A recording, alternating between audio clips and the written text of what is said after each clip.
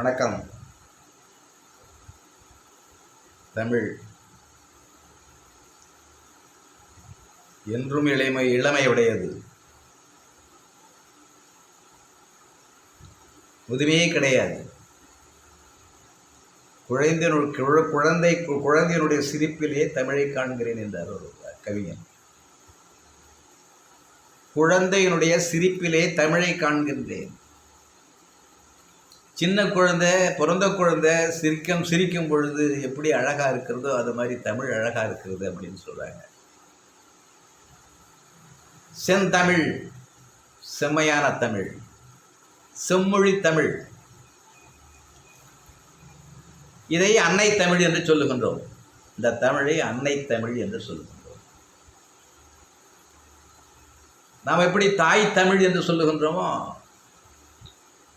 ஆகையினால் தாயை வணங்குவதற்காக அன்னை தமிழ். என் தாய் சொன்னாலும் நான் தமிழை படிக்காமல் விடமாட்டேன். என் தாய் சொன்னாலும் தாயை நேசிப்பேன் மிகவும். ஆனால் தாய் தமிழை படிக்காதே என்று சொன்னாலும் நான் தமிழை படிக்காமல் விட மாட்டேன் என்று சொன்னார் ஒரு கவிஞர். இந்த தமிழுடைய பெருமையை சொல்லுகின்ற பொழுது பெரும் சீத்தனார் மாபெரும் தமிழ் பேராசை உடையவர். பொருளாசை இல்லை, மண்ணாசை பொன்னாசை பெண்ணாசை இல்லை அவருக்கு. தமிழ் பேராசை உடையவர், தமிழ் வெறியர் பெருஞ்சீத்தனார். அன்னை தமிழே என் கனிச்சாரே என்று எழுதினார் தமிழ் சீத்தனார். அவருடைய அந்த கனிச்சாரி என்ற அந்த கவிதையை படிக்கின்ற பொழுது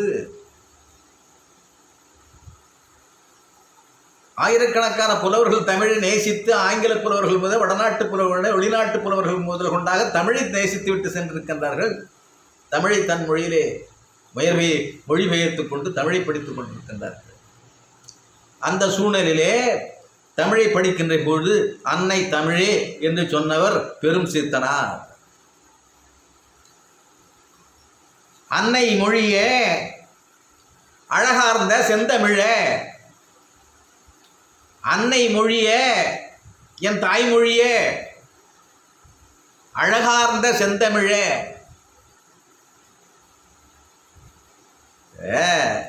திருவள்ளுவர் சொல்லுவாரு,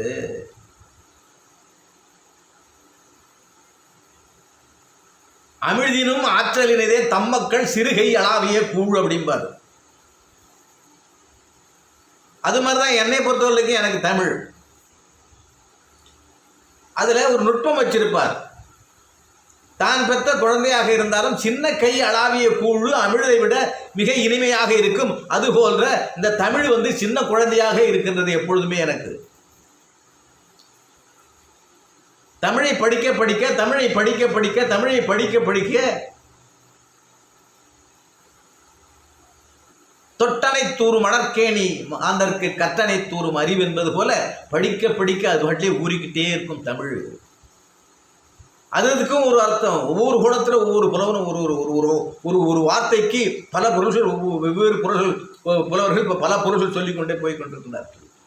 இந்த பெருஞ்சித்தனார் இவர் நம்ம தமிழை வாழ்த்துகின்ற பொழுது அவரை தொட்டு வணங்க வேண்டும், அவர் ஆன்மாவை நேசிக்க வேண்டும் தினமும் என்ற ஆசையாக இருக்கிறது.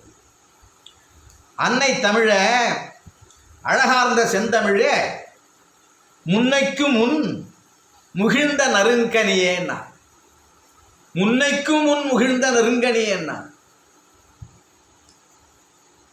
முன்னைக்கு முன் எந்த காலம் என்று சொல்ல முடியாது. எந்த காலத்தில் என்று கல் தோன்றி மண் தோன்ற காலத்தே முன்தோன்றிய மூத்த குடி தமிழ் குடி. அப்போ முன்னைக்கும் முன் முகிழ்ந்த நறுங்கனியே அப்படிங்கிறார். முக்கனி இருக்கிற மாப்பலா வாழைன்னு சொல்றா. அதை விட சிறந்த நறுங்கனியே தமிழே தமிழே தமிழே என்று கதறுகின்றார் பெருஞ்சேத்தனார். கனிச்சாறு அப்படிங்கிறத எடுத்து படிச்சு பாருங்க, தெரியும். கனிச்சாறு எழுதியவர் பெரும் சேத்தனார்.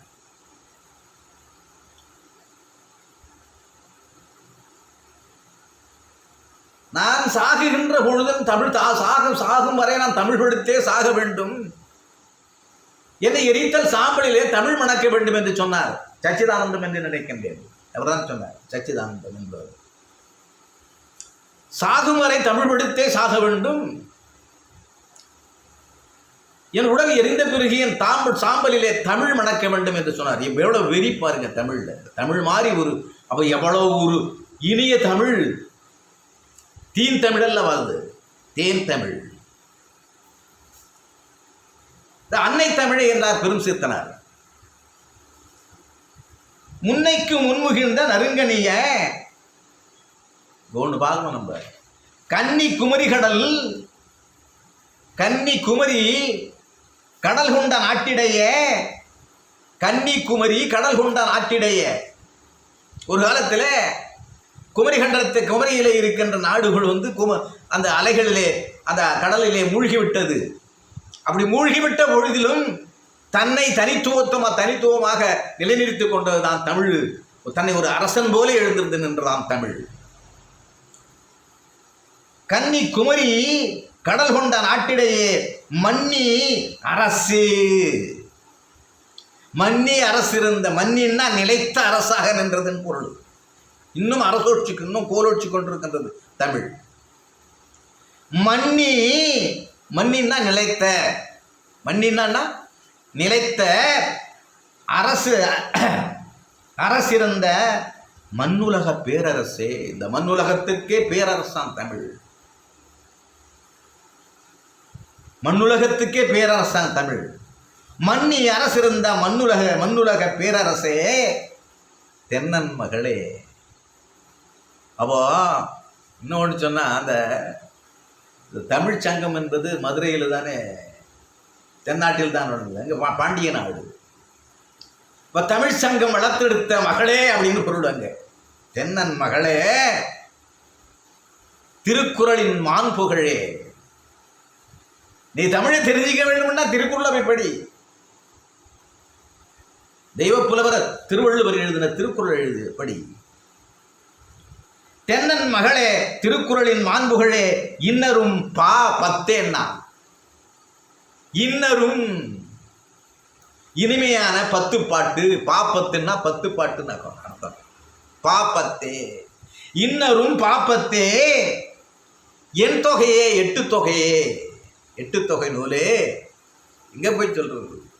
கனிச்சாரில் எழுதியிருக்கார் பெருஞ்சித்தனார். இன்னரும் பாப்பத்தே என் தொகையே நற்கணக்கே.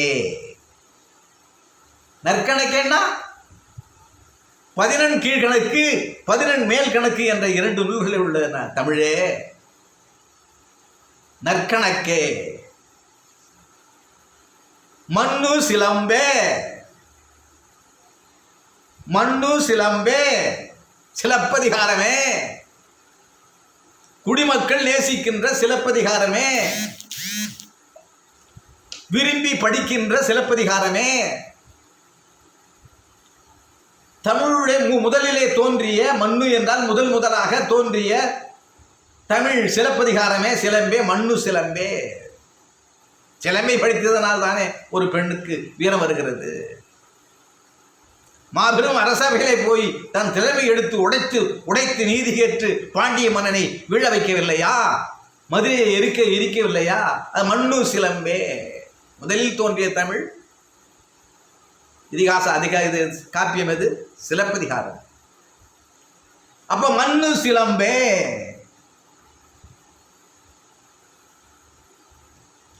மணிமேகலையே, மண்ணு சிலம்பே மணிமேகலையே. மணிமேகலை வடிவே முன்னும் நினைவால் முடி தாழ வாழ்த்துவோமே. மண்ணு சிலம்பே மணிமேகலை வடிவே முன்னும் நினைவால் முடிதாழ வாழ்த்துவோமே அப்படின்னு சொல்றார் பெருஞ்சித்தனார். இந்த கனிச்சாறு என்ற அந்த பெருஞ்சித்தனார் பாடிய அந்த பாட்டு தமிழை எந்த தூரத்திலே, எங்கே கொண்டு எட்டாத தூரத்திலே வைத்து நம்மளை எல்லாம் தொட வைக்கின்றது.